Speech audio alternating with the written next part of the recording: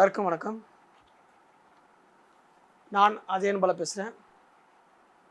புத்தகம் பேஸில் உலக சினிமான்ற பேரில் நிறைய தொடர் கிட்டத்தட்ட 2-3 வருஷம் எழுதியிருந்தேன். ஒரு 7-8 வருஷங்களுக்கு முன்னாடி. இந்த யூடியூப் வழியாக உங்கள் எல்லாரோடையும் மீண்டும் தொடர்பு கொள்வதில் ரொம்ப மகிழ்ச்சி. தொடர்ந்து நம்ம உலக சினிமாவை பற்றி பேசிக்கிட்டு இருக்கோம். சினிமா எவ்வளவு முக்கியத்துவம் வாய்ந்தது அப்படிங்கிறத பற்றி நம்மளும் கவனத்துக்கு கொண்டு வந்துட்டு தான் இருக்கோம்.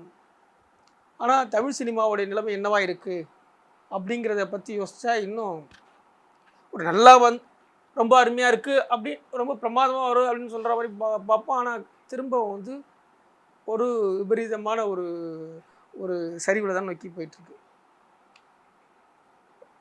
ஒரு கண்ணு கெட்டின தூரம் வரைக்கும் ஒரு ஒரு வேர்ல்டு சினிமாவுக்கான அந்த தரத்தை எப்படியாவது எட்டி பிடிப்போம் அப்படின்ற ஒரு நம்பிக்கை ஊற்றக்கூடிய விஷயமா இன்னும் நம்ம இல்லைன்றது ஒரு அக்செப்ட் பண்ணிக்க வேண்டிய முக்கியமான விஷயம். இன்றைக்கும் நம்மக்கிட்ட நிறைய போதாமைகள் இருக்குது. தொழில்நுட்ப ரீதியாக நம்ம வளர்ந்துட்டோம். அஃப்கோர்ஸ் நம்மக்கிட்ட எல்லா எக்யூப்மெண்ட்ஸும் இருக்குது. இன்னைக்கு ஹாலிவுட்டில் இல்லை பாலிவுட்டில் உலகின் எந்த மூலையில் இருக்கக்கூடிய இதுக்கும் நம்ம டெக்னிக்கல் சளைச்சதில்லை. நம்ம அந்தளவுக்கு ரொம்ப எக்யூப்டாக இருக்கும். ஒரு தடவை நிமாய் கோஷ் 1950s அவர் ஒரு தடவை இங்கே வந்திருக்கப்பே அவர் அப்பயே பார்த்து வியந்திருக்காரு. அவர் ஒரு கட்டுரை இருக்குது, இங்கே இவ்வளோ எக்யூப்மெண்ட்ஸ் இருக்குது, பெங்கால் சினிமாவோட இங்கே அவ்வளோ அருமையாக விஷயம் வசதி இருக்குது, ஆனால் இங்கே ஏன் படங்கள் இன்னும் சரியாக இல்லை அப்படின்ற மாதிரி அவர் கேள்வி எழுப்பி ஒரு பெரிய கட்டுரை இருந்தார். சமீபத்தோடு அது பத்திரிகைலாம் வந்துருந்தது. இன்றைக்கி அதே நிலைமை தான், பெரிய மாற்றம் இல்லை. நல்ல சினிமா வராத இல்லை, நம்மக்கிட்ட நிறைய நல்ல சினிமாக்கள் வருது. ஆனால் இதெல்லாம் வெகுஜன சினிமாவுக்கு ஜனங்கள்லாம் கூட்டமாக கூடி தேட்டரில் பார்த்துக்கிற சினிமா தான் நல்ல சினிமா இருக்குது. இப்போ சமீபத்தில் டூலெட் வந்துச்சு. அஃப்கோர்ஸ் அது வித்தியாசமான ஒரு அணுகுமுறையை வித்தியாசமான பார்வை சொல்லிச்சு. ஆனால் அது உலக சினிமா மத்தியில் பல விருதுகள் வாங்கிச்சே தவிர தமிழ்நாட்டில் படம் தேட்டரில் போட்டால் கூட்டமே வரல. இப்போ நம்மளுடைய பார்வை நம்மளுடைய ரசனை எல்லாம் வேறு மாதிரி இருக்குது, உலக சினிமான்றது வேறு மாதிரி இருக்குது. ரெண்டும் இது எது தப்பு சரியில்லை இல்லை, நம்மளுடைய ரசனை வேறு. எல்லா கலாச்சாரத்துக்கும் ஒவ்வொரு ரசனை இருக்குது, நமக்குன்னு இல்லை, ஒவ்வொரு கலாச்சாரத்துக்கும் ஒவ்வொரு ரசனை இருக்குது. நீங்கள் ஜப்பானிய சினிமா எடுத்தாலும் அவங்களுக்கு ஒரு ரசனை இருக்குது, சைனா சினிமாவை எடுத்தாலும் அவனுக்கு ஒரு ரசனை இருக்குது, தனி ரசனை. ஈரான் சினிமா எடுத்தால் அவனுக்கு ஒரு தனி ரசனை இருக்குது. நீங்கள் மெக்சிகன் ஃபிலிம், ஸ்பானிஷ் ஃபிலிம் எடுத்தால் அவனுக்கு தனி ரசனை இருக்குது. ஆனால் அவனுடைய தனி ரசனை எல்லாமே இருந்தாலும் அவங்க உலகத்தில் சினிமாவை எல்லாரும் ஏற்றுக்கிற மாதிரி ஒரு நேர்த்தியான படத்தை, ஒரு கலை சினிமாவை அவங்க எல்லாரும் அவனுக்கு ஒரு ரெப்ரசன்ட் பண்ணுறான். ஆனால் நம்ம ஊரில் பார்த்திங்கன்னா அது ஒரு கம்மியாக இருக்குது. இப்போ விசாரணைன்னு ஒரு படம் வந்தது, டூலெட்டுன்னு விசாரணைன்னு ஒரு படம். இந்த மாதிரி ரொம்ப விரல் விட்டு எண்ணக்கூடிய படங்கள் தான் இருக்குது. ஆனால் நம்ம ஊரில் நல்லா ஓடுது. இப்போ நல்ல வெற்றிகரமாக நிறைய படங்கள் ஓடுது ஓரளவுக்கு. இப்போ ஜோக்கர்னு ஒரு படம் வாங்குது, அறம்னு ஒரு படம் வருது, அது மாதிரி நிறைய படங்கள். இப்போ மேற்கு தொடர்ச்சி மலைன்னு ஒரு படம். இதெல்லாம் வழக்கமான கமர்ஷியல் சினிமாவை விட ரொம்ப வித்தியாசமான ஒரு படங்கள் தான். ஓரளவுக்கு மக்களால் அங்கீகரிக்கப்பட்ட படங்கள் கூட. ஆனால் இதெல்லாம் ஏன் தமிழ்நாட்டையோ இந்தியாவையோ தாண்டி ஒரு பெரிய வரவேற்பு பெறலை? நம்ம ஊரில் நல்ல படம் எடுத்தால் அதை ஜனங்க பார்க்குற படம் கூட வித்தியாசத்தில் நல்ல கதாநாயகத்தன்மை இல்லாத, அல்லது ஒரு நேர்த்தியான மக்களுடைய பிரச்சனையை பேசக்கூடிய ஒரு நல்ல படம், நம்ம எல்லாரும் கொண்டாடக்கூடிய படங்கள் கூட ஒரு பெரிய அங்கீகாரத்தை உலக லெவல்லையோ இல்லை இந்திய லெவல்லையோ கிடைக்கல. இந்திய லெவலில் நமக்கு அச்சீவ் பண்ண டைரக்டர்ஸ் நம்ம மணிரத்னம் வச்சுங்களேன். மணிரத்னம், பாரதி ராஜா, பாலு மகேந்திரா போன்ற சில டைரக்டர்கள் மகேந்திரன் போன்ற சில டைரக்டர்கள் தான் அவங்கவுங்க காலகட்டத்தில் ஏதோ 1-2 படம் மூலமாக அச்சீவ் பண்ணியிருக்காங்க. எல்லா படமும் அவங்கள்ட்ட ஏற்றுக்க முடியுது. அதில் நிறைய விமர்சனங்கள் இருக்குது, குறைகள் இருக்குது. ஆனால் அதை தாண்டி அவங்கள இந்தியாவை தாண்டின ஒரு வெளியில் நாடுகளில் அப்பீலாக வர மாதிரி படங்கள் ஏன் இல்லை? நம்மக்கிட்ட என்ன குறை? அது அவங்களுடைய குறையா, பார்க்குற நம்மளுடைய குறையா, இல்லை இது சரி இது சரின்னு தப்பு வந்து எடுத்து சொல்லாத விமர்சகர்களுடைய கிடையாது. இதில் வந்து எல்லாருக்குமே கொஞ்சம் கொஞ்சம் பங்கு இருக்கு. அதை பற்றி தான் நம்ம அடுத்து வரக்கூடிய நம்ம ஒரு பகுதிகளில் பார்க்க போகிறோம். இப்போ நான் அவங்ககிட்ட பேசுகிறது நிறைய பேர் ஏதோ வந்து நான் உலகத்தில் புதுசாக ஏதோ கண்டுபிடிச்சி சொல்கிற மாதிரியோ அல்லது வந்து குறை சொல்கிற மாதிரியோ அது நம்மள ஏதோ பண்ணுறோம் உங்களுக்கு ஒரு தோணலாம். அப்படி தோணுச்சுன்னா தயவு செஞ்சு வந்து நீங்கள் பார்க்காதீங்க. அப்படி தான் சொல்ல முடியும். என்னால் வந்து என்னென்னா இது வந்து நம்மள எல்லாமே திருத்திக்கணும். எந்த சமூகத்துக்கு சுய விமர்சனம் இல்லையோ அந்த சமூகம் ஒரு காலம் முன்னேறதே இல்லையே. நம்மக்கிட்ட இருக்க பெரிய குறையே நம்ம விமர்சனங்களை ஏற்றுக்கிட்டதே இல்லை. இப்போ நான் வந்து இந்த இண்டஸ்ட்ரியில் கிட்டத்தட்ட ஒரு 20 வருஷமாக இருக்கேன். யாருக்கிட்டையாவது இந்த படம் பார்த்துட்டிங்கன்னு சொன்னால் யாரும் எந்த டைரக்டரும் ஏற்றுக்கவே மாட்டாங்க. எப்படி நீ அதை சொல்லலான்னுவாங்க. எப்படி டைரக்டர் சொல்ல ஜனங்களுக்கே சாதாரண நம்ம இந்த படங்கள் இவ்வளோ தூரம் இருக்கே நம்மளை பற்றி இதை வந்து குறை சொல்கிறானேன்னு இருக்கும். நம்மளுடைய லெவல் வேறு. நான் சொல்கிறதுக்குள்ள என்னென்னா நம்ம படங்கள் மோசமான டைரக்டர்களோ மோசமான இயக்குநர்களோ அல்லது தப்பான படங்களோ சொல்ல வரல. இங்கே எல்லாமே நம்மளுடைய ரசனைக்கேற்ற மாதிரி அவர்கள் படம் பண்ணிக்கிறாங்க. அது நம்மளுடைய ரசனை ஒரு மிக முக்கியமான காரணம். நம்ம ஊரில் நல்ல படங்கள் கருப்பு வெள்ளை காலத்துலேருந்து நிறைய தமிழ் சினிமாவுக்குன்னு ஒரு ரசனை இருக்குது. அந்த ரசனைக்கேற்ற பல படங்கள் இருக்குது. தமிழ் சினிமா ரசனைன்னா என்ன சொல்லுவீங்க? ஒரு சிறந்த படம் தமிழ் சினிமாவில் ஒரு சிறந்த படம், சிறந்த ரசனை மிக்க படம், ஒரு நல்ல தரமான படம் அப்படின்னா நீங்கள் என்னென்ன படம் சொல்லுவீங்க? தமிழ் சினிமாவில் ஒரு சிலர் வந்து என்ன சொல்லுவாங்கன்னா நாயகன், ஒரு சிலர் உதிரிப்பூக்கள், ஒரு சிலர் என்ன சொல்லுவாங்க பழைய படத்தில் பராசக்தி, ஒரு சிலர் வீரபாண்டிய கட்டபொம்மன், எங்கள் வீட்டு பிள்ளை, ஒரு சிலர்லாம் வந்து வீடு, சிலர் வந்து இப்போ இன்றைய தலைமுறையில் இருக்கக்கூடிய செல்வராகவன் எடுத்த படங்களை சொல்லுவாங்க. புதுப்பேட்டையோ அந்த மாதிரி படங்களை சொல்லுவாங்க. பருத்தி வீரன் சொல்லுவாங்க. இந்த மாதிரியான ஒவ்வொருத்தருக்கும் தமிழ் சினிமாவோட ரசனை குறித்து பலவிதமான அபிப்பிராயங்கள். இதில் வந்து நல்ல படம் இதில் கட்டணும் இதுதான் அப்படி இலக்குகள்லாம் வச்சுருக்காங்க. தமிழ் சினிமாவோட ஒட்டுமொத்த ரசனை பார்த்தீங்கன்னா இது எல்லா படத்துலையும் பார்த்தீங்கன்னா இதில் சில படங்கள் தவிர்த்து இப்போ வீடு படங்களை தவிர்த்து ஒரு இஷ்யூவை பேஸ் பண்ணி எடுத்த படம் உதிரிப்பூக்கள் இந்த மாதிரி சில படங்களை எடுத்துகிட்டு பார்த்திங்கன்னா 2 விதமான பிரச்சனை நமக்கு என்ன. நம்ம வந்து கதாநாயகத்தன்மையை வந்து அதிகப்படியாக சொல்லக்கூடிய பருத்தி வீரன் ஆகட்டும் அல்லது சேதுவாகட்டும் அல்லது நாயகன் ஆகட்டும் இதெல்லாம் வந்து ஒரு நாயகத்தன்மையை ஒரு ஹீரோவை அப்படியே பில்ட் பண்ணி அவனை பற்றி ஒரு உச்சமாக புகழக்கூடிய படங்களாக தான் இருக்கிறத தவிர யோசித்து பார்த்திங்கன்னா வாழ்க்கையும் யதார்த்தம் இப்போ எல்லாருமே கொண்டாடப்படுற நாயகன் அது ஒரு காட்ஃபாதர் படத்துடைய இன்ஸ்பிரேஷன் ஒரு படம் தான். தேவர் மகன் எடுத்துங்க. தேவர் மகன் நிறைய பேர் சொல்லுவாங்க. எல்லாமே வந்து ஒரு கதாநாயகத்தன்மையை வந்து கட்டி எழுப்பக்கூடிய ஒரு கதாநாயகனை வந்து இது நான் தப்புன்னு சொல்லல. நம்மளுடைய ரசனை இதை சொல்கிறேன்.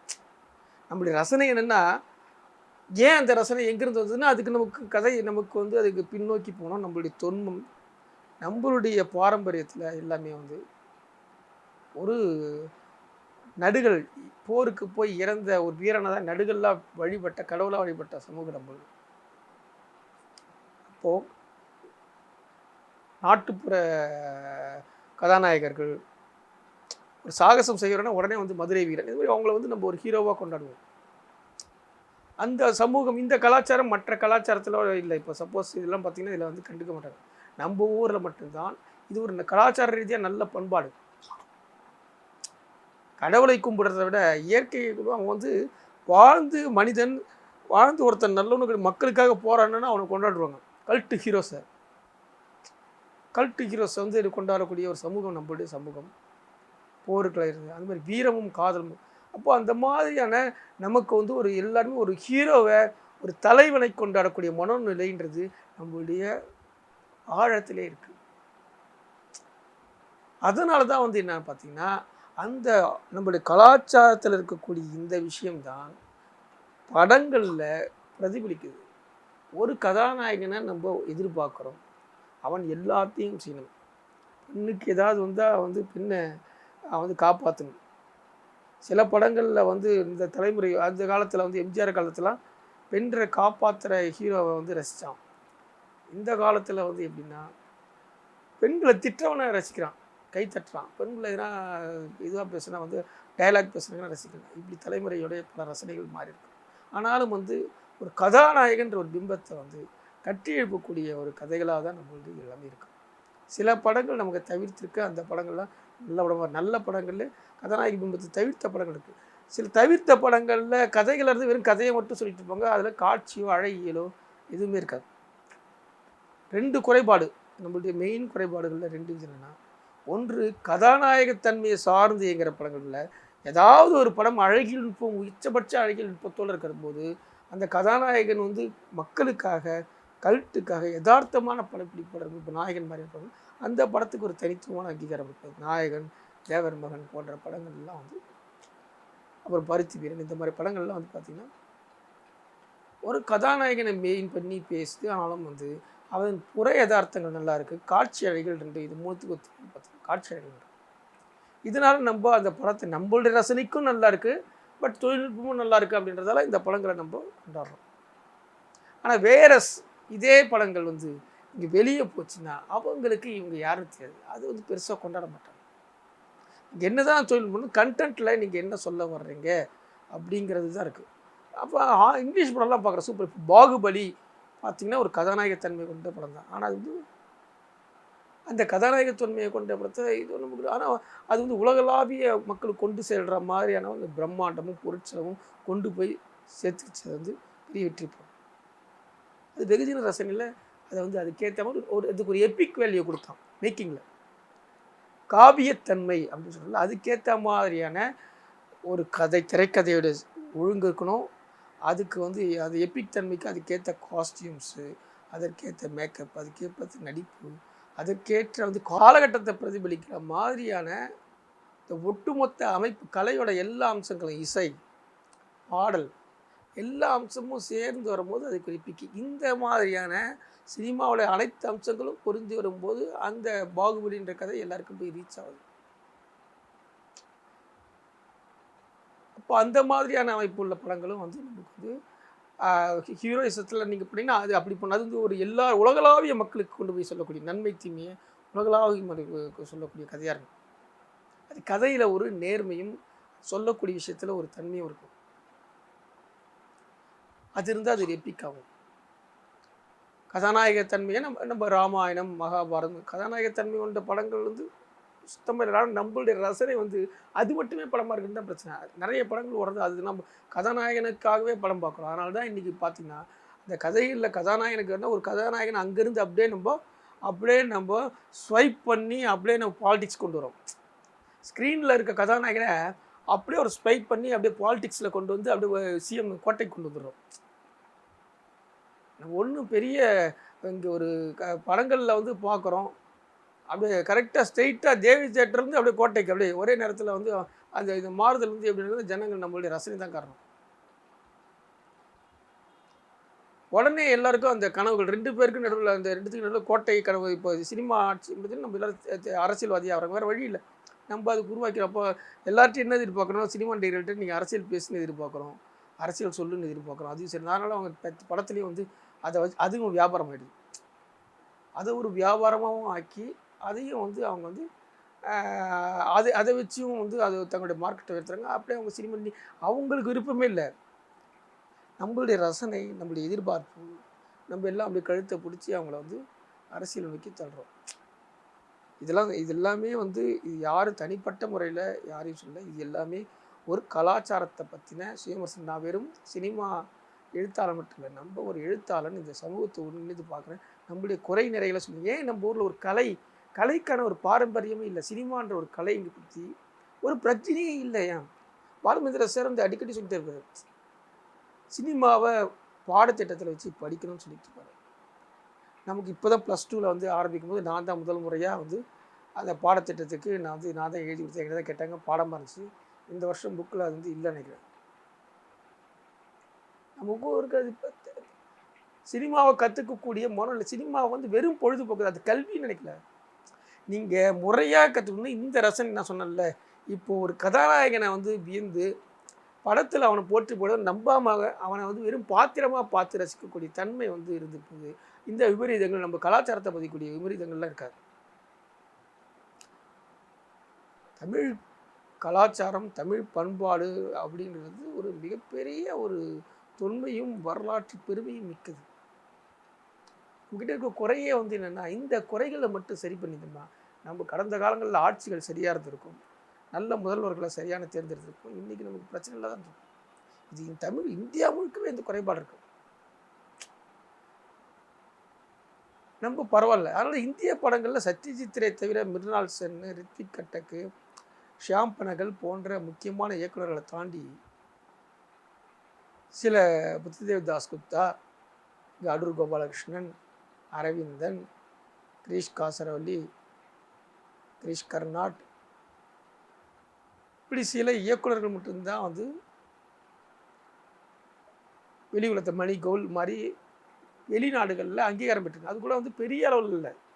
இப்போ ஒரு ஈரான் படம் பார்த்து சென்சேஷன் ஆகிறது இல்லை, இப்போ கொரியன் படம் வந்து உருவாக்குற சென்சேஷன், இப்போ ஜப்பான் படம் உருவாக்குற சென்சேஷன், சைனா படம் உருவாக்குற சென்சேஷன் மாதிரி இந்திய படங்கள் இதுவரைக்கும் சென்சேஷனையே ஏற்படுத்துறது இல்லை. பதேர் பாஞ்சாலின்னு ஒரு படம் வந்தப்போ பயங்கர வந்துச்சு. அதுக்கப்புறம் பண்டிட் குயின்னு ஒரு படம் வரப்போ இதுவாச்சு. காந்தி படம் வரும்போது அது நம்ம படம் இல்லை, அது ஃபாரின் கடத்து அப்போ இருந்தாச்சு. ஸ்லம்டாக் மில்லியனர் படம் வரும்போது பெருசாக அது ஹாலிவுட் படம் தான். இந்திய படங்களே பெரிய சென்சேஷனிலே உலக சினிமாவை ஏற்றுக்குங்க.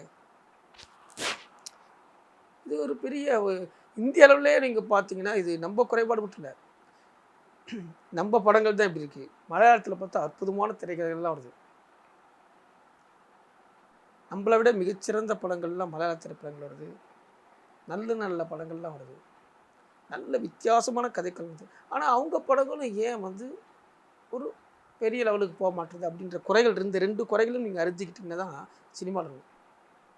அப்போது நம்மக்கிட்ட இருக்கக்கூடிய தொழில்நுட்ப நேர்த்தி, கச்சிதமான வந்து படத்தொகுப்பு, கச்சிதமான ஒரு ஃபோட்டோகிராஃபி, அப்புறம் அதை வந்து சவுண்டு எல்லாம் இது வந்து மலையாள படங்களில் இருக்குது. ஆனால் வந்து கச்சிதம் கிடையாது. மலையாள படத்தோடைய யதார்த்தமும் நம்மளுடைய தொழில்நுட்பமும் சேர்ந்ததுன்னா அது கண்டிப்பாக ஒரு பெரிய லெவலில் இம்பேக்டை கிரியேட் பண்ணும். அதுதான் நமக்கு தேவையாக இருக்குது. நம்மக்கிட்ட கதைகளில் ஒரு அதீத புனைவு, அதீதமாக சொல்லக்கூடிய எல்லாவற்றையும் மிகையாக சொல்லக்கூடியது அது நமக்கு பிடிக்குது. நம்மளுக்கு அப்படி சொன்னால் தான் பிடிக்கும். இன்றைக்கு தீபாவளி, இன்றைக்கு பொங்கல்னு எல்லாருக்கும் தெரியும். ஆனால் போஸ்டரில் டெய்லி வந்து நம்ம பெட்டி கடையில் அதை பார்த்தா தான் திருப்தி. அவனும் அதை தெரிஞ்சுட்டு தான் போடுறான். இன்றைக்கி தீபாவளியே இல்லாமல் ஒரு போஸ்டர் வந்து வாங்கினா எவனும் வாங்க மாட்டான். அந்த நிகழ்ச்சியை அந்த நாள் நம்ம எல்லாத்தையும் மிகைப்படுத்தி எதிர்பார்க்குறோம். டிவியில் அன்றைக்கினா அன்றைக்கி அது கொண்டாடணும்னு நினைக்கிறோம். ஒரு விஷயம் அது அந்த செலிப்ரேஷன், அந்த மூடை வந்து செலிப்ரேட் பண்ண வேண்டிய கட்டாயமும் இதுவும் இருக்குது. அது நம்ம ஆனால் இந்த அடிப்படையில் இங்கே இது மாதிரி சொல்லக்கூடியதுலேயே வந்து ஒரு அதிகமாக சொல்லக்கூடியது நல்ல படத்தை கொண்டு வர முடியும். ஏன் அதை செய்யலை அப்படின்னு. இப்போ சிட்டி ஆஃப் கார்டுன்னு ஒரு படம், ஒரு ஸ்பானிஷ் மூவி, பிரேசிலில் அவனும் நம்மள மாதிரி வாழ்க்கை தான், உலகத்திலே மிகப்பெரிய ஸ்லம், அதை வச்சு பேஸ் பண்ணி ஒரு படம் எடுக்கிறான். அதுலேயும் நம்ம படம் மாதிரி தான் பயங்கர ஒரு கன்னு கேங்ஸ்டர் தானே அந்த படம் ஒரு உலக படம்.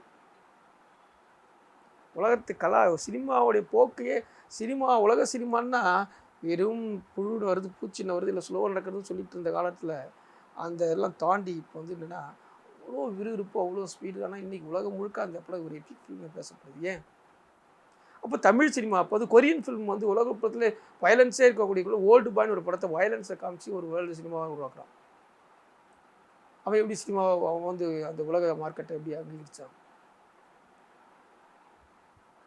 உலக சினிமாவுக்குன்னு ஒரு பேஸ் இருக்குது. யூரோப்பியன் அதை விட ரொம்ப கம்மியான பேஸில் உலகத்தில் ஐரோப்பிய சினிமாக்கள் தான் ரொம்ப ஸ்லோவாக இருக்கணும். அதை விட பயங்கர ஸ்லோ பேஸில் ஈரானியன் ஃபிலிம் எடுத்து அதை விட மென்மையான நுண்ணுணர்வு காமிச்சு அவங்களும் வந்து ஒரு ஒரு உலக சினிமாவில் ஒரு ட்ரெண்டை ஏற்படுத்தினாங்க.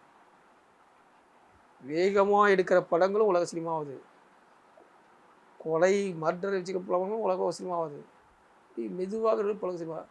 அப்போ இப்படியெல்லாம் இருக்கும்போது நம்ம கலாச்சாரத்தில் இருக்கக்கூடிய நம்ம வாழ்க்கையை சொல்லக்கூடிய ஒரு விஷயங்களையே உலக சினிமா முடியுது. அதுதான் விசாரணை ஓரளவுக்கு அட்டன் பண்ணுச்சு. நம்ம என்ன செய்கிறோன்னா நம்ம படங்களில் கதையை நோக்கி ஒரு கதையை சொல்லுன்றதுக்காக எல்லாம் தவிர்க்கிறது, கதையை பார்க்கறதுக்காக தவிர்க்கிறது பெரிய பிரச்சனை தான். நம்மளுடைய சினிமாக்கள் ஏன் எங்கே தொற்றுக்கோன்னா எல்லாம் ஒரு கதையை சொல்லணும்னு எதிர்பார்க்குறாங்க. சினிமா வந்து கதை வேற, ஒரு அனுபவம். அடுத்தடுத்து ஏதாவது நடக்கணும், ஒரு கதை நடக்கணும், கதை இருக்குது கதையில். அதை வந்து கதையை வந்து அனுபவத்தின் காட்சி அனுபவமாக எப்படி விவரிக்கிறான்றது தான் முக்கியம். காட்சி அனுபவமாக விவரிக்கும் போது அதுதான் சினிமா, உலக சினிமாவில் உயிர்க்கிறதுக்கு தருணமே அதுதான். நம்ம ஊர் படங்கள்லாம் பார்த்தீங்க, ஹீரோ வருவான், வீட்டுக்கு போவான், அல்லது ஹீரோ கதாநாயகியை பார்ப்பான், அவன் முகத்தை காமிக்கிறதே பல முகங்களை காமிச்சிக்கிட்டே இருக்கான். சினிமாவில் பொம்மைகளை காமிக்கிற படமாக தான் இருக்குது. கதாநாயகன் ஒரு பொம்மை, அதை காமிச்சிட்டே இருப்பான், கதாநாயகின்னு ஒரு பொம்மை, அதை காமிச்சிட்டே இருப்பான். அப்புறம் கதாநாயகன் பொம்மைக்கு அவங்க அப்பா அம்மா பொம்மைகளை காமிப்பான், இல்லை வந்து இது கூட இருக்க ஃப்ரெண்ட்ஸுக்கு பொம்மை, இதில் பொம்மைகளை காமி. சினிமா வந்து இந்த பொம்மைகளை நம்ம மனுஷனை மட்டுமே, அவன் உலக சினிமாக்கள் வந்து மனுஷனை பழம். நீங்கள் ரோட்டில் நடந்து போகிறீங்க, நீங்கள் ஒரு கருவி, நீங்கள் ஒரு ஆள் தான். உங்களை மாதிரி நிறைய பேர் போயிட்டுருக்காங்க. வேர்ல்டு சினிமாவில் ஒருத்தன் இப்போ நம்ம தெருவில் பைக்கில் போகிறான்னா அவன் வந்து என்ன செய்வான்னா, ஃபஸ்ட்டு வந்து ஒரு எக்ஸ்ட்ரீம் ஒரு பாலத்தில் ஒரு பெரிய லாங் ஷாட்டில் காமிப்பான், அந்த நகரத்தை காமிப்பான். கட் பண்ணால் அந்த வண்டியோட உங்களுடைய மிரர் ஷாட்டில் உங்கள் ஃபேஸை காமிப்பான். நீங்கள் வண்டி போயிட்டே இருக்க. நம்ம ஊரில் என்ன செய்வோன்னா, வண்டியில் போகிற மூஞ்சி அப்படியே காமிச்சிட்டே வருவான். அப்படியே அவன் தான் கதாநாயகன் தான், வீட்டை விட்டு கிளம்பிட்டான், அவன் தான் போகிறான்னு உலகத்துக்கே தெரியும். நீ அவனையே காமிச்சிக்கிட்டு இருந்தீங்கன்னா சினிமாவா அங்கே உயிர், சினிமா செத்து போயிடுதாங்க. புதுசாக சொல்லணும், நீங்கள் தெரிஞ்சதையே சொல்லிட்டு இருக்கக்கூடாது. அதுதான் நம்மகிட்ட இருக்கிற பிரச்சனையே. நம்ம சினிமான்றது உயிர் இருக்கிற இடமே இதுதான். அது காட்சி அனுபவமாக மாற்றுறதில்ல, நம்மக்கிட்ட இருக்கக்கூடிய அந்த அனுபவ குறைபாடுகள் தான். அதுதான் வந்து மிகப்பெரிய ஒரு பலகீனமே. நிறைய பெரிய இயக்குநர்களே இந்த தவறுகளை செய்கிறாங்க. பெரிய மாஸ்டர்ஸே கூட பல சமயங்கள். ஆனால் என்னென்னா, ஜனங்களுக்கு நம்மளுக்கு வந்து அப்படிலாம் இல்லை.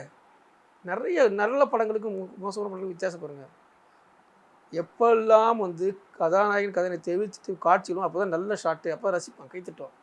வேர்ல்டு சினிமாவில் பாருங்கள், வந்து நேரடியாக முகத்தையே காமிக்க மாட்டாங்க பல சினிமாக்களில்.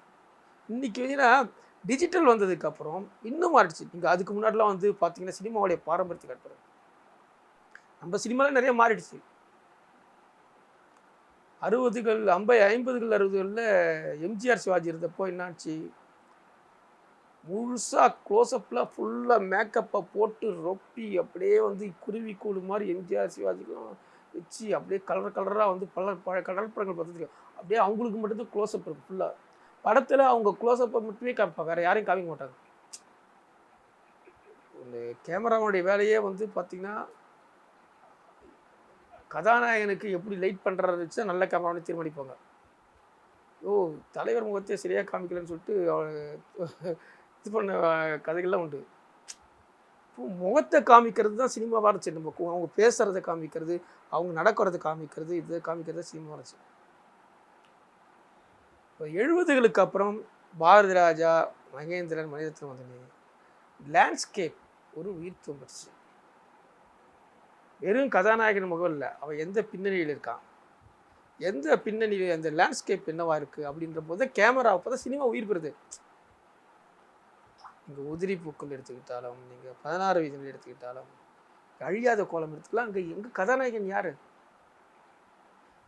திரைக்கதை ஒரு கதாநாயகன் இருந்தாலும் அதை சினிமாவாக இன்னைக்கு வரைக்கும் பேச வைக்கிறதுக்கு காரணம் வந்து அதனுடைய காட்சி மொழி தான். நீங்கள் 16 வீதியிலே படத்தை வந்து பார்த்தீங்கன்னா வெறும் காட்சியை தாண்டி படத்தொகுப்பு. இன்றைக்கி எடிட்டிங் தமிழில் வந்த படங்கள்லேயே மிகச்சிறந்த படத்தொகுப்புன்னு பார்த்தீங்கன்னா அந்த படத்தை சொன்னோம். அவர் எடிட் பேரே கூட நமக்கு வெள்ளைச்சாமி யார் ஒருத்தர் தான், துரைராஜு வெள்ளைச்சாமி. அவ்வளோ கச்சிதமாக இருக்கும். டைமிங் என்ன, படத்தொகுப்புன்னா என்னென்னு நம்புவாருன்னு தெரியாது. ஒரு கதை எழுதுறீங்களோ கவிதை எழுதுறீங்களோ அதில் தேவையில்லாத வார்த்தையாக இருந்தாலே அந்த கவிதையை கெட்டு போயிடும். என்ன தேவையோ அதை சொல்கிறது தான். அதை கரெக்டாக சுருக்கமாக சொல்லும்போது திருக்குறள் எதனால் கொண்டு வர்றோம்? திருக்குறள் இன்னைக்கு ஏன் வந்து இவ்வளோ கொண்டாடப்படுதுன்னா, காலங்காலத்து நிற்குதுன்னா, அது வந்து ரத்தின சுரக்கம் தான், ஆழ்ந்து சுருங்க சொல்லுதான். படைப்புடைய கலையுடைய ரகசியமே இதுதான். சுருங்க சொல்லுதான். சுருக்க சொல்லு, நயமாக சொல்லு, ஆழமாக சொல்லு. எல்லா காலத்துக்கும் உணர்ற மாதிரி சொல்லி, இதுதான் கலை, வேற ஒன்றும் இல்லை. திருக்குறளை மட்டும் எடுத்துக்கிட்டாலே போதும். ஏன் இன்னைக்கு அப்போ வந்து அப்போ நீங்கள் நம்ம ஊரில் தேவையில்லாததெல்லாம் காப்பான், அனாவசியமாக வந்து கதைக்கு என்ன, கதையோடைய மிக மிக முக்கியமான அனுபவமாக காமிக்கிறது வேற. பாலுமேந்திரா படத்தில் மூடுபனியில் ஒரு ஷாட்டில் ஹீரோ உள்ளே வரும்போது பார்த்தா வெறும் ஆளே காமிக்க மாட்டான், கேமரா மட்டும் அப்படி தேடி வந்து அந்த தன்மைக்கு, அந்த கதையோட தன்மைக்கு, த்ரில்லர் தன்மைக்கு அது கோஸ்ட் எஃபெக்ட்னு. அப்படியே கேமரா வந்து ஸ்டெடி கேமரா இல்லாத சமயத்தில் கேமரா வந்து ஒவ்வொருத்தர் நிறைய தரும். அப்படி ஃபஸ்ட் டைம் அதை காமிக்கிறது காட்சி அனுபவம். அது கதையில் வந்து கதாநாயகன் தான் தேடுறன்றது அந்த அனுபவத்தை காட்சி அமைத்தது வேறு. ஆனால் நம்ம ஊரில் முக்கியமான காட்சியில் வந்து மிக முக்கியமான சொல்ல வேண்டியது விஷயத்தை விட்டு பயங்கர அதை வந்து லாங் ஷாட்டில் சொல்லுவாங்க, க்ளோஸ்அப்பில் சொல்ல வேண்டியதை ரொம்ப லாங் ஷாட்டில் சொல்லுவாங்க, அர்த்தமே இல்லாத இருக்கும். அப்போது இதுதான் ஒரு என்ன, அது வந்து 16 விதியில் ரொம்ப அதுதான் டைமிங்ஸ். சினிமாவில் வந்து ரகசியமே இதுதான். சினிமாவில் நீங்கள் ஒருத்தர் நடந்து போகிறாங்கன்னு காமிச்சிட்டு இருக்கு, எவ்வளோ தூரம் அந்த டைமை சுருக்கி, அதுதான் சினிமாவோட ரகசியமே. காலத்தை நறுக்கிறது, காலத்தை ஒட்ட 2 ஷாட்டை ஒட்ட வைக்கிறது, 2 ஷாட் இப்படி ஒட்ட வைக்கிறதுல அங்கே தூரத்தில் அந்த பொண்ணு அங்கே யாரோ ஒருத்தவங்க வர்றாங்க, இங்கே டக்குன்னு இதை எட்டி பார்க்குறான் அப்படின்றதான்.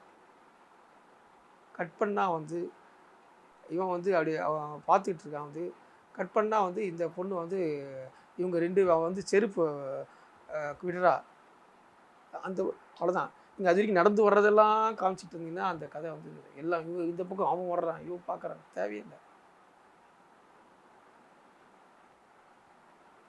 அப்போது ஒரு காலத்தை துண்டிக்கிறது, ஒரு எப்படி ஒரு ஒரு எப்படி நெருங்க சொல்கிறது, அந்த மாதிரியான கதை சொல்கிறது. எப்பவுமே ஷார்ட்லேயே கதை சொல்கிறதில்ல, அதுதான் சினிமாவுடைய அழகியலே.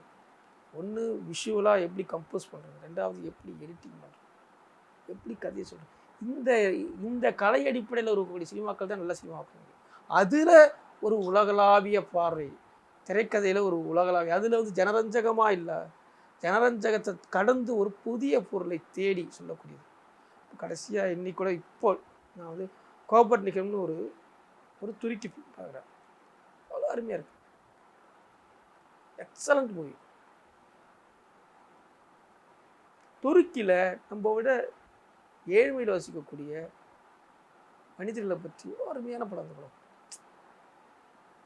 ஒரு சின்ன பையன், 11 வயசு பையன், அந்த பையன் படம் அவ்வளோ. அவன் வாழ்க்கையில் வீட்டில் வந்து புள்ள குட்டி வசவசன்னு பெற்று போட்டுறாங்க 8 பேர். அப்போ தான் 11 வயசில் ஒரு பொண்ணை வறுமை காரணமாக அது கல்யாணம் பண்ணுறாங்க. அது பிடிக்காமல் அந்த பையன் அவங்க அப்பா அம்மாவோட சண்டை போட்டு அதை வெறுத்துட்டு போகிறான்.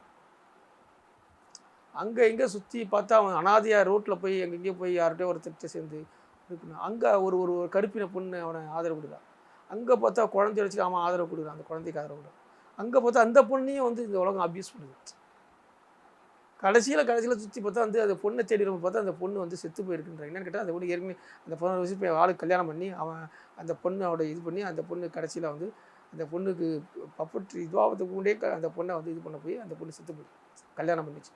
இது கோர்ட்டுக்கு வருது. இந்த கோர்ட்டில் ஆரம்பி தான் படம். அந்த பையனை வந்து குட்டி பையனை 11 வயசு பையனை வந்து கோர்ட்டில் மரண தண்டனை கேஸ்னு கூப்பிட்டு வராங்க. அந்த ஒரு சமூகத்துடைய அவலத்தை அங்கே ஐடி கார்டு ஒரு பெரிய பிரச்சனை, எல்லாருக்கும் ஐடி. அது அந்த ஐடி கார்டு விஷயத்தை மட்டும் எடுத்துக்கிட்டு கடைசியில் முடிக்கும்போது அதுதான் அவனுக்கு குடியேறுற மக்களுடைய பிரச்சனையை வந்து அவ்வளோ அருமையாக சொல்லிட்டாங்க பிரிக்கி போய். இன்னைக்கு இன்றைய படங்களில் ஒவ்வொரு படத்தையும் எடுத்தாலே தெரியும் அந்த மாதிரியான ஒரு உலகளாவிய கதையை நம்ம தொடர்றதே இல்லை. சின்ன 14 வயசு படம் பார்க்க மாட்டேன் சொல்ல வேண்டிய. இப்போ காக்கா முட்டை எப்படி ஓடிச்சு இல்லை, தயாரிப்பாளர்கள் இருக்கக்கூடிய ஒரு பிரச்சனை. அவங்க வந்து இது ஏற்றுக்க மாட்டாங்க, வித்தியாசமான கதைகளை ஏற்றுக்கிறதே இல்லை. என்ன பிரச்சனை இப்போ இந்த மாதிரி படம்ல இதே பக்கம் இண்டஸ்ட்ரியில் பார்த்திங்கன்னா வந்து இல்லை கதாநாயகனை வேணும், கால்ஷீட் இருந்தால் மட்டும் வாங்க அப்படின்வாங்க.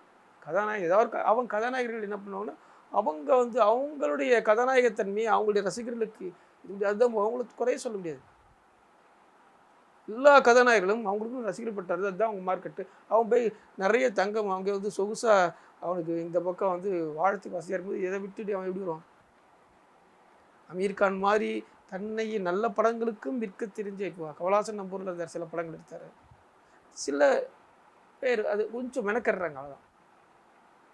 அது பத்தாது அவங்க சமூக அக்கறைன்னா. இப்போ விஜய் சேதுபதிலாம் சில பேர் வித்தியாசம் நடிக்கிறாங்க, ஆனால் அதெல்லாம் பத்தாது. நம்ம அதுக்கு அவங்க மட்டுமே பத்தாது. அவங்க மட்டும் அவங்களோடைய இது மட்டும் இல்லை. இந்த ரசனை, சினிமாங்கிற இந்த ரசனை மக்கள் மத்தியில் மாறினாதான், சினிமா பற்றின புரிதல் மாறினாதான் இந்த சமூகத்தில் இந்த ரசனை வரும். இந்த நாளைக்கு இந்த சமூகம் மேம்பட்ட சமூகம். கலை எங்கே உயர்ந்து இருக்குதோ, எந்த சமூகத்தில் உன்னதமான கலைஞர்கள் பிறக்கிறார்களோ அந்த சமூகம்தான் வரலாற்றில் அடையாளம் பெறும். ஈரான் ஃபிலிம் பாருங்கள், இன்றைக்கி வந்து ஈரான் பெரிய பெருமையாக இருக்குன்னா அது காரணம் வந்து அந்த படங்கள் தான். மஜித்தியோட படங்களும் அப்பாஸ் கியாரஸ்டமியோட படங்களும் அவருடைய படங்கள் எல்லாமே வந்து பார்த்திங்கன்னா அந்த அந்த ஒரு இதுக்கே வந்து ஒரு பெரிய ஒரு மதிப்பீட்டை உருவாக்கியிருக்கு. குட்டி குட்டி நாடுகள்லேருந்து அவ்வளோ அருமையான படங்கள் வருது. பக்கத்தில் திபெத்லேருந்து ஒரு படம் வருது, ஹாங்காங்லேருந்து என்ன அருமையான படம். அவங்களும் கமர்ஷியல் இண்டஸ்ட்ரி தான், ஹாங்காங்கும் ஆக்ஷன் படம் தான். ஆனால் வந்து மூட் ஃபார் லவ்னு ஒரு படம் எடுக்கிறான், அவ்வளோ பிரமாதமாக இருக்கு. நம்ம கலாச்சார பாரம்பரியம் இருக்க, இலக்கிய செழுமை மிக்க நம்ம கிட்டேருந்து வர்ற படம். ஏன்னா இவ்வளோ பாரம்பரிய இலக்கிய செழுமை சினிமா மட்டும் ஏன் வந்து இப்படி இருக்குது? இதெல்லாம் ஒரே நைட்டில் மாறாது. பட் இதை பற்றி யாராவது பேசிக்கிட்டே இருக்கணும். பேசுறது கூட இல்லைன்னா சித்திரம் அவ்வளோதான். பாலுந்திர சார் இருந்த வரைக்கும் பேசிக்கிட்டே இருந்தார், அவர் கொஞ்சம் தனித்தவரில். இப்போ அடுத்து நம்ம யாரும் நம்ம பேசிகிட்டு இருக்கோம், அவ்வளோதான். கலை பற்றின பிரஜை பேசிக்கிட்டே தான் இருக்கணும்.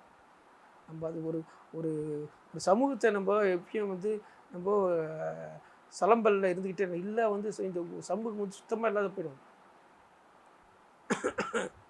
சொல்லி தான் அட்லீஸ்ட் ஒரு 50-60 படமாவது நம்ம ஒரு நல்ல படங்கள் ஒரு லிஸ்ட்டு ஒரு 40-50 படமாக தேருது. கிட்டத்தட்ட வந்து 5000-6000 படங்கள் இதற்கு எடுக்கப்பட்ட 7000 படங்கள் எடுக்கப்பட்டதில் அட்லீஸ்ட் ஒரு 50 படமாவது நமக்கு ஓரளவுக்கு நல்ல படமாக தேருது. நம்ம கலாச்சாரத்துக்கு உதவ படத்தில் நமக்கு எடுத்ததில் இதிலே வந்து நமக்கே நல்ல படம் வரும் 50-40 தான்.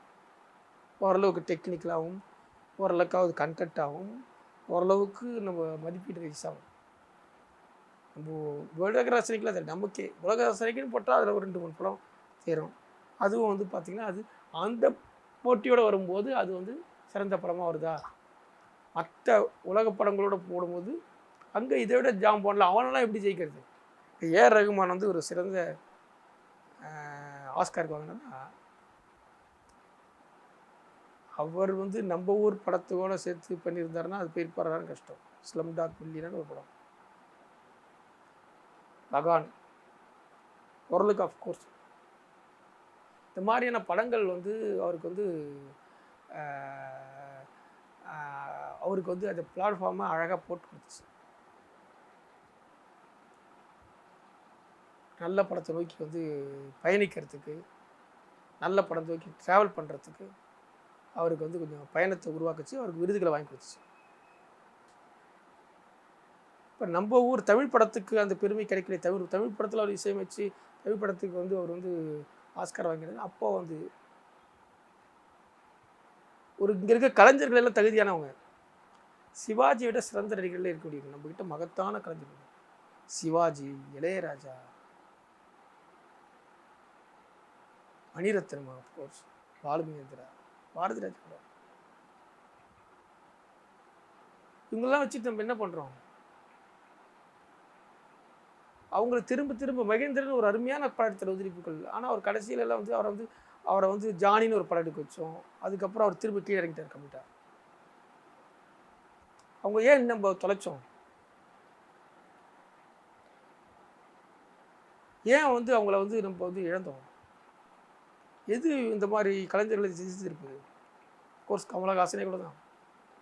கமலஹாசன்லாம் இன்னும் வந்து நிறைய வாய்ப்புகள் இருக்குது. அவர் நிறைய போராடி ஓரளவுக்கு ட்ரை பண்ணார்.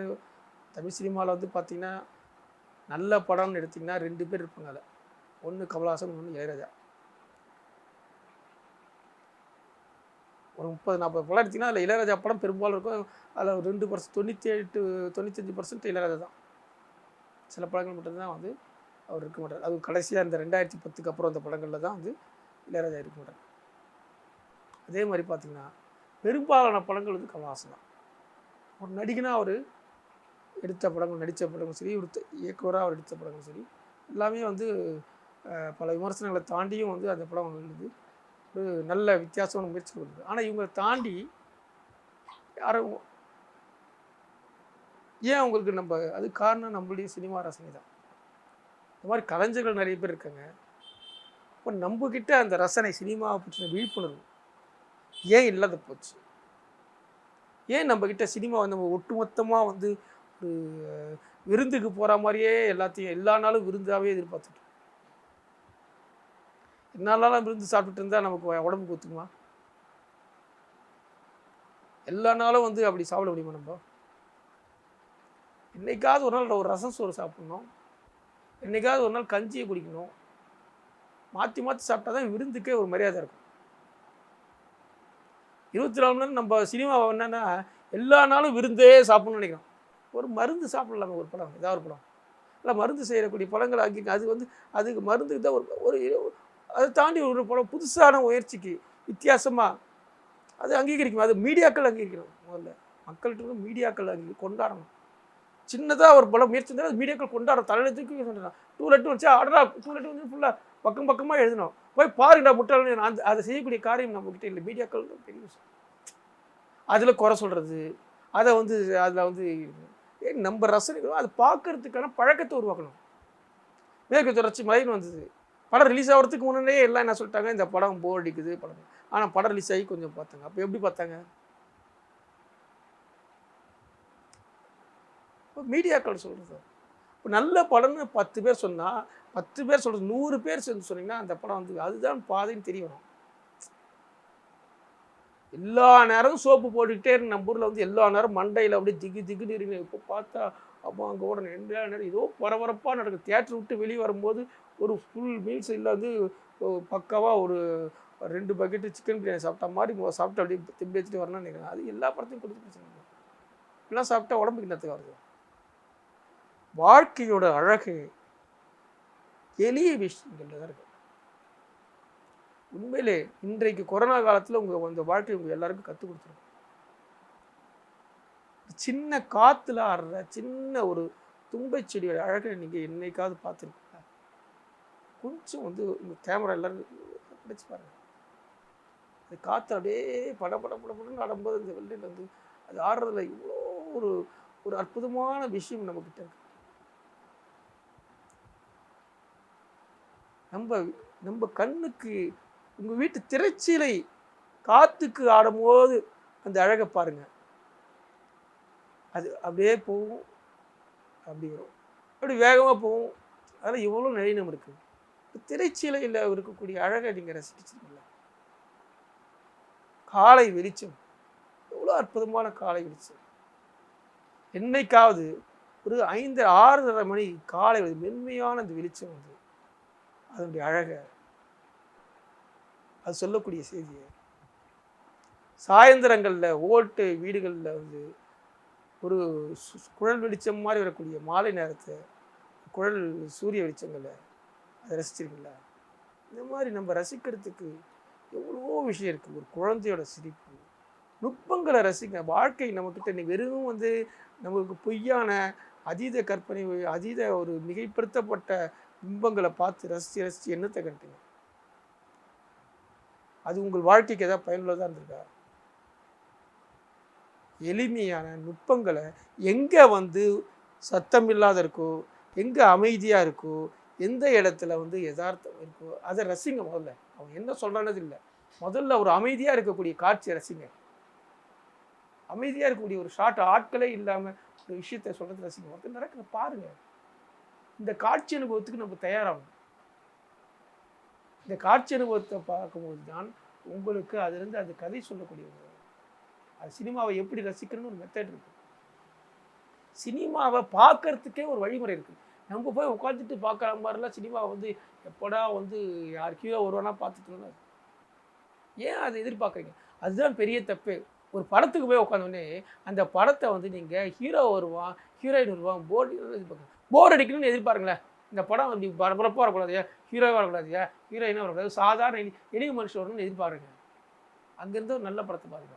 நீங்கள் ஏற்கனவே பார்த்து போன கதைகளே எதிர்பார்க்காதீங்க. அங்கேருந்தே ஒரு நல்ல படம் வரும்.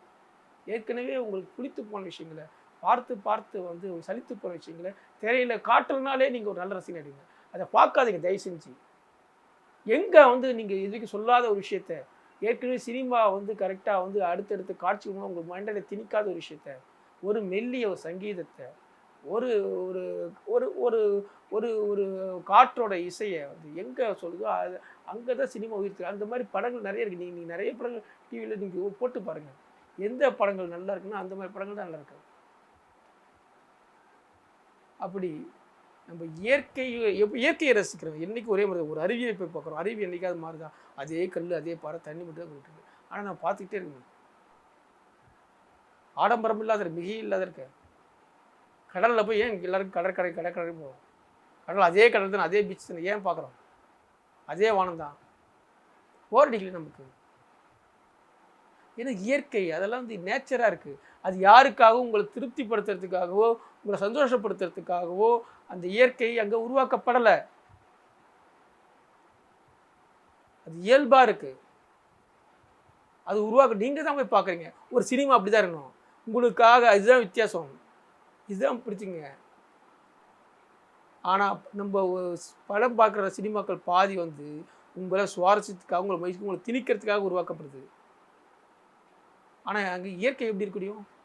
எந்த சினிமா நீங்கள் பார்க்குறதுக்காக இல்லாமல் உங்களை திணிக்கிறதுக்காக இல்லாமல் நீங்கள் எதிர்பார்ப்புக்கு இல்லாமல் உங்களை வந்து ஏதோ கவனிக்க வைக்குதோ அதை நீங்கள் ஃபாலோ பண்ணணும். நீங்கள் உங்களுடைய பொறுமையே நீங்கள் எடுத்துக்கிட்டு நமக்கு திணிக்கிற காட்சிகள் இல்லாமல் அந்த சினிமா தான் நல்ல சினிமா.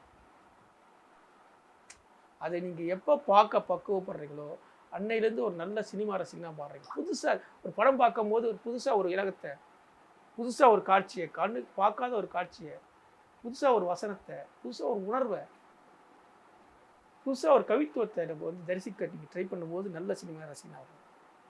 நன்றி, வணக்கம்.